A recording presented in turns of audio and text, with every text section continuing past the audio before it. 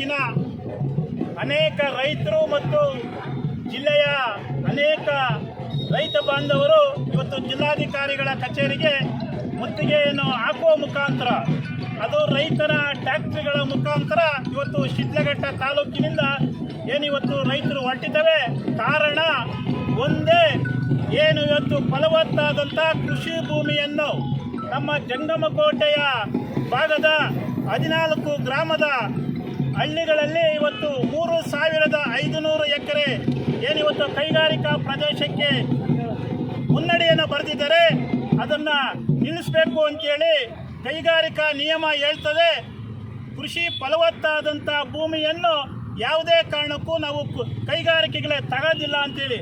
ಆದರೆ ಇವತ್ತು ಫಲವತ್ತಾದಂಥ ಕೃಷಿ ಭೂಮಿಯನ್ನು, ಅದರಲ್ಲೂ ವಿಶೇಷವಾಗಿ ಇತಿಹಾಸ ಕಂಡಂಥ ಜಂಗಮಕೋಟೆಯ ನಾಡು ಏನಿವತ್ತು ನೀರಾವರಿ ವಿಚಾರದಲ್ಲಿ 2,000 ಅಡಿಗಳಿಗೆ ಮೊದಲ ಬಾರಿಗೆ ಬೋರ್ವೆಲ್ ಹಾಕಿದ್ದಂಥ, ಕೃಷಿಗೆ ಬೋರ್ವೆಲ್ ಹಾಕಿದ್ದಂಥ ಭೂಮಿ, ವಿಶೇಷವಾಗಿ ರಾಷ್ಟ್ರ ಮಟ್ಟದಲ್ಲೇ ಇವತ್ತು ಪಿರಮಿಡ್ ಆಕಾರದಲ್ಲಿ ಮೊದಲಿಗೆ 100-120 ಅಡಿ ಬೋರ್ವೆಲ್ಗಳನ್ನು, ಜೊತೆಗೆ ಇವತ್ತು ಬಾವಿಗಳನ್ನು ಕೊರೆದು ಪಿರಮಿಡ್ ಆಕಾರದಲ್ಲಿ ಮಣ್ಣನ್ನು ಹಾಕಿದಂಥ ಇತಿಹಾಸ ಇರುವಂಥ ಈ ಒಂದು ಜಂಗಮಕೋಟೆ ಹೋಬಳಿಯ ಈ ಫಲವತ್ತಾದಂಥ ಭೂಮಿ, ಅದರಲ್ಲೂ ವಿಶೇಷವಾಗಿ ಇವತ್ತು ನಮ್ಮ ರಾಜ್ಯ ಮಟ್ಟದಲ್ಲೇ ಮತ್ತು ರಾಷ್ಟ್ರ ಮಟ್ಟದಲ್ಲೇ ಏನಿವತ್ತು ಆಲೂಗಡ್ಡೆಗೆ ಹೆಸರುವಾಸಿಯಾದಂಥ ನಾಡು ಇವತ್ತು ಚಿಕ್ಕಬಳ್ಳಾಪುರ ಜಿಲ್ಲೆ. ಏನಿವತ್ತು ಮಾಜಿ ಪ್ರಧಾನಮಂತ್ರಿಗಳಾದಂಥ ದೇವೇಗೌಡರು ಬಂದು ಈ ನಮ್ಮ ಚಿಕ್ಕಬಳ್ಳಾಪುರ ಜಿಲ್ಲೆಯ ಆಲೂಗಡ್ಡೆಯನ್ನು ತಗೊಂಡಂಥ ಉದಾಹರಣೆಗಳಿದ್ದಾವೆ.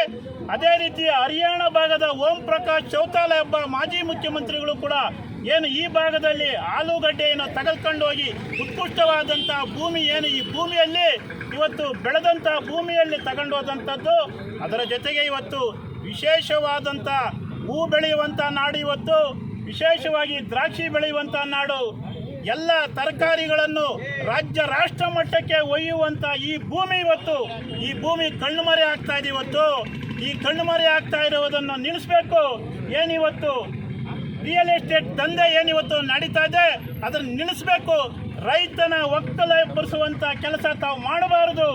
ಏನಿವತ್ತು ರೈತನ ಅಕ್ಷಯ ಪಾತ್ರೆ, ಇವತ್ತು ಭೂಮಿ ಇವತ್ತು ಅಕ್ಷಯ ಪಾತ್ರೆ ಇದ್ದಾಗೆ ಇವತ್ತು 140 ಕೋಟಿಗೆ ಇವತ್ತು ಅನ್ನ ಹಾಕುವಂಥ ನಾವು ಒಕ್ಕಲೆಬ್ಬಿಸಿದ್ರೆ ನಮಗೆ, ನಮ್ಮ ರೈತರಿಗೆ ಬರಬಾರದಂಥ ಕಷ್ಟ ಆಗ್ತದೆ. ಉದಾಹರಣೆ ತಮ್ಮ ಗಮನಕ್ಕೆ ಕೊಡ್ತಾ, ಏನು ಬೆಂಗಳೂರಿನ ಅಂತಾರಾಷ್ಟ್ರೀಯ ವಿಮಾನ ನಿಲ್ದಾಣಕ್ಕೆ ಕೊಟ್ಟಂಥ ಜಾಗದಲ್ಲಿ ಅರಿಶಿನಕುಂಟೆ ಎಂಬ ಒಂದು ಗ್ರಾಮ ಇವತ್ತು ಅಣ್ಣ ತಮ್ಮ ಸಂಬಂಧಿಕರು ಇಲ್ಲದೆ ಎಲ್ಲೋ ಇವತ್ತು ಬರ್ಬೇಡೆ ಆಗಿ ಇವತ್ತು ಹೊಟ್ಟೋದಿವಿ. ಇವತ್ತು ಆ ರೀತಿ ನಮ್ಗೆ ಆಗೋದು ಬೇಡ. ಈ ದೇಶಕ್ಕೆ ಕೊಡುಗೆಯನ್ನು ಕೊಟ್ಟಿದ್ದೇವೆ ಈ ಭಾಗದ ಜನ. ಈ ದೇಶಕ್ಕೆ ಹಣ್ಣು ತರಕಾರಿಗಳನ್ನು, ಹಾಲನ್ನು ಕೊಟ್ಟಿದ್ದೇವೆ. ಇವತ್ತು ಯಾವುದೇ ಕಾರಣಕ್ಕೂ ಕೂಡ ಈ ಭೂಮಿನ ನಾವು ಇಂಚಿತ್ತೂ ಕೂಡ ಬಿಡೋದಿಲ್ಲ ಅಂತೇಳಿ ತಮ್ಮಗಳ ಮುಖಾಂತರ ಎಚ್ಚರಿಕೆಯನ್ನು ಕೊಡ್ತಾ ಇವತ್ತು ಜಿಲ್ಲಾಡಳಿತಕ್ಕೆ ಮೊದಲಿಗೆ ಇವತ್ತು ಒತ್ತಡವನ್ನು ಹಾಕ್ತಾ ಇದ್ದೇವೆ. ಮೊದಲಿಗೆ ಈ ಭೂಮಿಯ ವಿಚಾರದಲ್ಲಿ ಒತ್ತಡವನ್ನು ಹಾಕ್ತಾ ಇದ್ದೇವೆ. ಇವತ್ತು ಅದೇ ರೀತಿ ಇವತ್ತು ನಮಗೆ ಈ ಒಂದು ಕೋಲಾರ ಅವಿಭಾಜ್ಯ ಜಿಲ್ಲೆ ಚಿಕ್ಕಬಳ್ಳಾಪುರ ಕೋಲಾರದ ಹಾಲು ಒಕ್ಕೂಟ ರೈತರಿಗೆ ಬರೆಯನ್ನು ಹಾಕ್ತಾ ಇದೆ. ಇವತ್ತು 2 ರೂಪಾಯಿಗಳ ಒಂದು ಕಡಿಮೆ ಮಾಡಿದೆ. ವಿಶೇಷವಾಗಿ ರಾಜ್ಯ ಸರ್ಕಾರ 6 ತಿಂಗಳಿಂದ ಪ್ರೋತ್ಸಾಹಧನವನ್ನು ಕೊಟ್ಟಿಲ್ಲ. ಇದರ ಜೊತೆಗೆ ಏನಿವತ್ತು ನಮ್ಮ ಕೆಸಿ ವಾಲಿ ಮತ್ತು ಎಚ್.ಎನ್. ವಾಲಿಯ ನೀರು ನಮ್ಮ ಭಾಗಗಳಿಗೆ ಏನು ಬರಬೇಕಾಗಿತ್ತು ಆ ನೀರು ಇವತ್ತು ಚಿಕ್ಕಬಳ್ಳಾಪುರ ಎಂಟ್ರಿ ಆಗ್ತಾ ಇದ್ದಂಗೆ ಶಿಡ್ಲಘಟ್ಟಕ್ಕೆ ಬರ್ತಾ ಇಲ್ಲ. ಅದಕ್ಕೆ ದಯಮಾಡಿ ಇದನ್ನು ಮಾಡಬೇಕು ಅಂತ ಅನೇಕ ಬಾರಿ ಜಿಲ್ಲಾಧಿಕಾರಿಗಳು ಮತ್ತು ಸಂಬಂಧಪಟ್ಟವರನ್ನು ಭೇಟಿ ಮಾಡಿದ್ರು ಕೂಡ ಆಗಿಲ್ಲ. ಇವತ್ತು ಪ್ರತಿಭಟನೆಯ ಮುಖಾಂತರ ಇವತ್ತು ಸರ್ಕಾರಕ್ಕೆ ಎಚ್ಚರಿಕೆಯನ್ನು ಕೊಡ್ತೇವೆ. ಇವತ್ತು ಅಂತಾರಾಷ್ಟ್ರೀಯ ಮಟ್ಟದ ರೇಷ್ಮೆ ಇವತ್ತು ಏನು 800 ರೂಪಾಯಿ ಇದ್ದಂಥ ದಾಣ ಇವತ್ತು 350-400 ರೂಪಾಯಿ ಬಂದಿದೆ.